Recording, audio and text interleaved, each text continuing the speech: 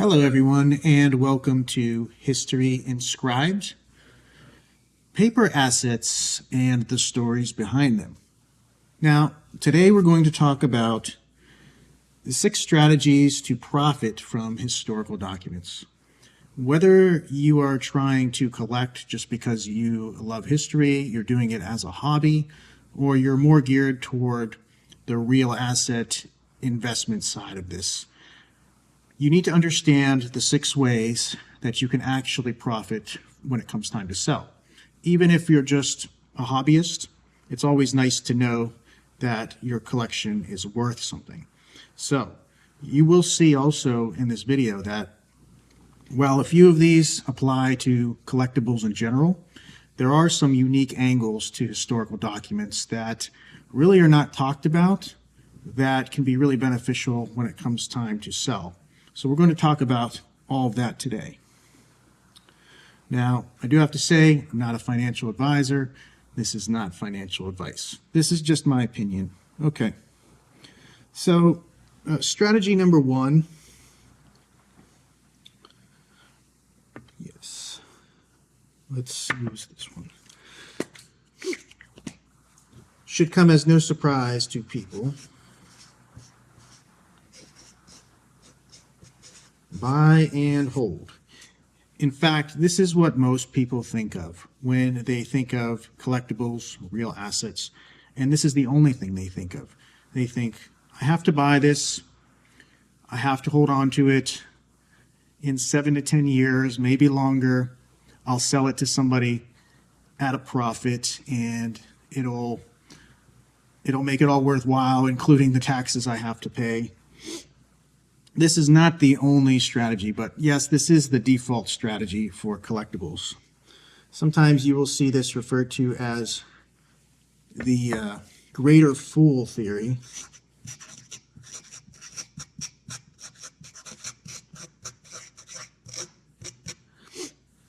I don't like the greater fool theory terminology because that implies that your collectible, your real asset, is not an asset, that it is in fact a liability that you're trying to pass off as an asset before everybody else realizes it's a liability. And if you go 2 videos back, I talked about assets versus liabilities, and we're always trying to buy things to the extent we can that are going to act as assets. Now, nothing is set in stone, nothing is 100% foolproof, there's always a risk. Sometimes we buy things that we think are assets. When it comes time to sell, turns out they weren't functioning as assets, at least not in that time period.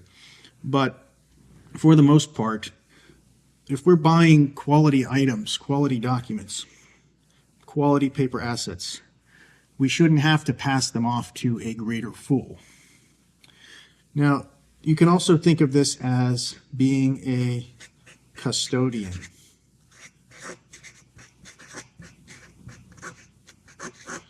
Why do I say that? Because you're going to buy, hold, and keep safe. That is the strategy here. And if you do this, the market forces of supply and demand, coupled with our general inflationary system, you hope are going to combine to a higher price in the future. Now, there are risks here, and that's what you're hopefully getting paid for when you sell. What are the risks? Inventory carrying cost, the price of converting your cash into that asset and holding it for that time. Sometimes this is also called the time value of money or the opportunity cost. You also have, with real assets, risk from fire, flood, theft, etc. With paper assets, also their deterioration if you don't take care of them properly. Now, I do want to mention the last point. Everybody thinks this is the only way, not everybody, but this is commonly thought of as the only way to profit from collectibles. It's also thought that it has to be a long-term strategy. It is usually a long-term strategy, but there are cases where it can be short or medium term. Specifically when you have an advanced thesis where you're either trying to take advantage of the seasons, you're trying to take advantage of a catalyst that's coming up. There's many different ways, but yes, typically it is a long-term play to make it worth your while. Okay, let's move on to strategy number 2. And this is grading or authenticating.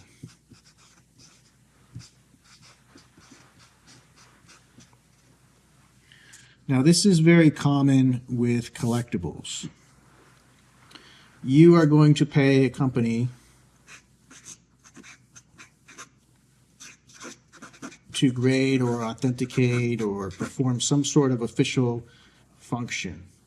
You take the risk, you have to pay up front, and you're hoping that it comes back and that asset is authenticated or in a high grade, and not only that it comes back that way, that it's going to actually appreciate and pay for the grading when the time comes to sell. Now, this is very common in things like coins, very common in trading cards, becoming common in magazines, common in paper money. It's not that common in historical documents, at least on the lower and medium levels.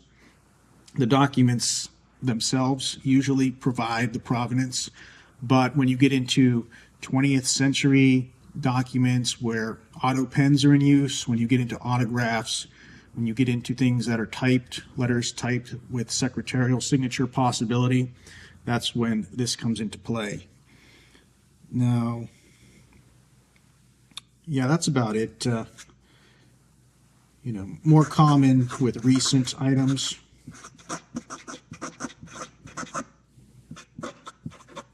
And the autograph market / currency.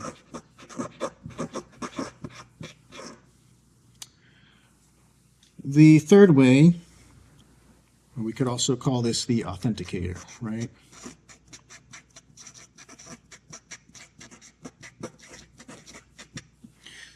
The third way would be assembling a collection.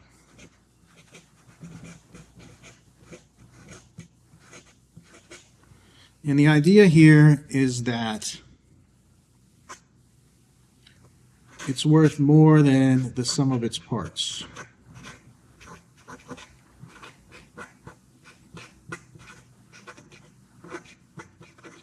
This is often helpful with lower value items,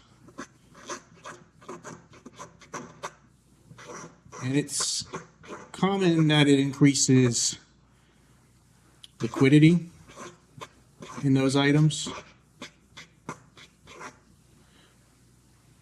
Not so much the overall price. When you get into the higher priced documents, people are going to scrutinize those documents. They want a specific document. They don't want a giant lot, for the most part, of really expensive things because you're pricing out most of the people. But when you're talking about maybe a lot of 18th century land documents, you can bundle them together if they're from the same place, if they're from the same person. This will increase their liquidity usually. It can increase their price.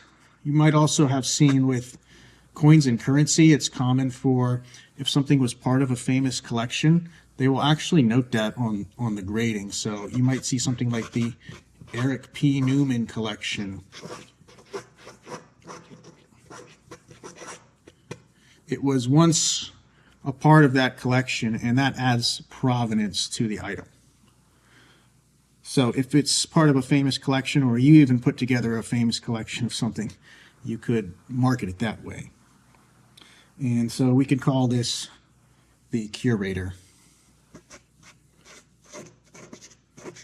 Okay, now those first three, are pretty common to all collectibles. The next three, we're going to see some that are typically geared toward unique advantages with historical documents. And this is a big one.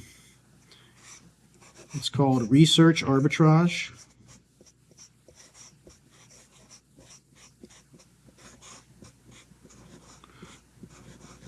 Arbitrage meaning the difference between buying and selling an asset. Now, with research arbitrage, it's rather unique to historical documents. Why? Because every historical document is kind of different. Yes, there are some that overlap that are a little bit boilerplate or so forth, but a lot of times you're examining documents and you have to price them individually. And so you can't just go to a price guide or a guidebook or look at comps necessarily. The research of the document is key, and it might surprise you that a lot of people don't know what they have, or they gut deck the research. And this is an opportunity. If you know history, if you're interested in history and you have a wealth of knowledge, you can instantly look at things and figure them out where the seller has missed it. You can also do the research on your own, even if you don't, if you're willing to take the time and do that. And you can identify a lot of undervalued assets.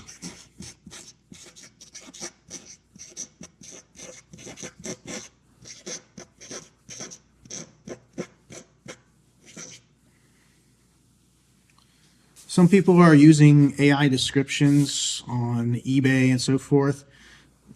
This really goes into my last video where I talked about the different kinds of sellers of historical documents. You can't do this strategy with something being sold at an auction house.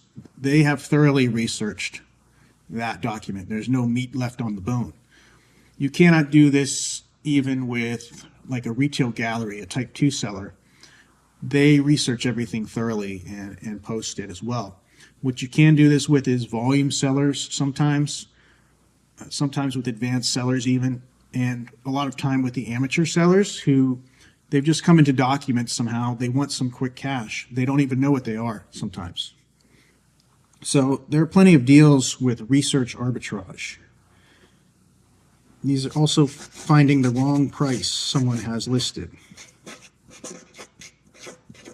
before other buyers do. And like I said, you get to leverage your knowledge of history on this. If you've listened to countless history podcasts, if you have read lots of history books, watched documentaries your whole life, you're already ahead of the game. You're ahead of somebody who comes into some old family documents or buys an estate lot. They don't know what they have. This is a big one. And as you can see, it's kind of unique to historical documents. Maybe not wholly, maybe not exclusively, but with a graded coin, with a graded trading card, there's nothing to research there. And, you know, the grade is pretty much what people are buying. Not so with these documents. And it's a great opportunity that almost nobody talks about. It's a bonus if you can also read old handwriting. That is a skill you can practice and leverage this strategy.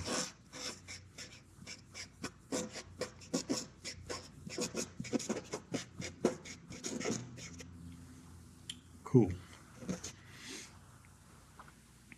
And once again, this is mostly at the middle lower end of the market where you're going to be able to implement research arbitrage. So we can call this one the researcher. Pretty straightforward.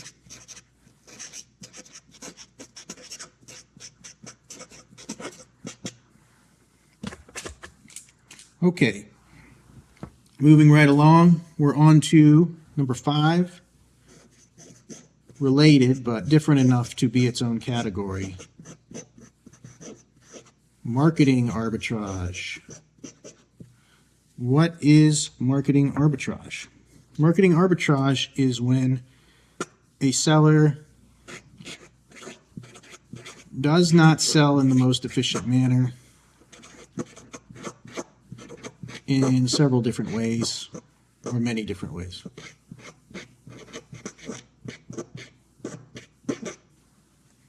What are some of the ways that the seller doesn't sell or market their item correctly?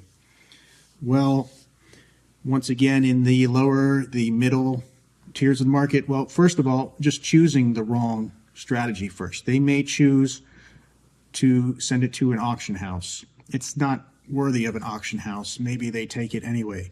They, may try to sell it on the wrong platform, but basically the wrong format. On eBay, they may list it at auction instead of a buy it now. And they may have the auction ending at a weird time, like the middle of the day on a Wednesday. That's not a good time to end an auction. Most experienced sellers will end their auction on Sunday nights. So that's one way. Also, like I mentioned, using the AI description, not putting a lot of effort into the title, misspelling things. Common misspelling can result in fewer people seeing that auction that are searching for it. A lot of people have saved searches on eBay, and that's not going to come up if there's a serious typo. Also, listing in the wrong category.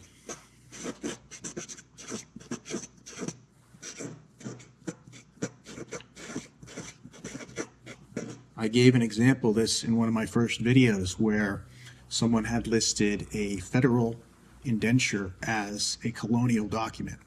And so the people looking for each of those, it's kind of like crossed wires. They did not see, a certain percentage of them did not see that. So you could actually perform short-term arbitrage with this. If something is badly marketed, you could fix that, and that provides value to the people who are looking for that, and that can actually be enough to sell it again quickly for a profit. Also, what's unique about historical documents over, say, a graded coin, a graded trading card, you get to advocate for it. If you think it's really interesting, you see an angle, you get to write it up. You get to write up the description, the listing. You get to entice people. You get to explain why it's really cool, why it justifies the price you're listing it at. You can't do that with some of these other categories. So that's really cool as well. So we could call this the optimizer.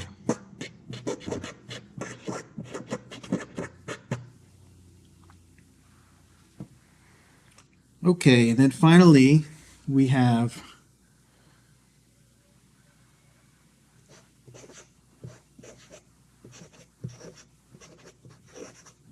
preservation, presentation,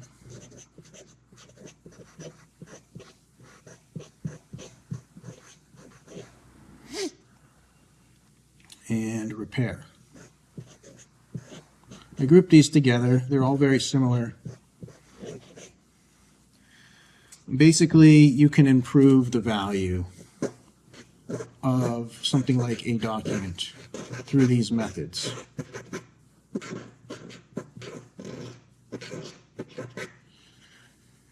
A document from 1700s, 1800s, even 1900s, it is deteriorating all the time. You, as the owner, get to stop that deterioration as much as you can. How do you do this? By storing it properly. I've had documents come to me in plastic Ziploc bags. They've been folded for probably a century. Unfolding them, putting them in acid-free materials, putting them in a low humidity environment that's free from UV light. That's pretty much the way you accomplish preservation. Now, presentation, you could also, with some documents, consider matting them, consider framing them, once again with appropriate materials, adding provenance cards to them. certain angles you can take there. And of course, with repair, you don't really want to repair a document yourself, but in certain cases, you could pay somebody to do that, or even to undo a bad repair that someone has errantly done. So there are ways to add value here that for a lot of things you can't do in other collectible categories. Now repair, like you could repair old electronics, you could repair classic cars. I could see that angle.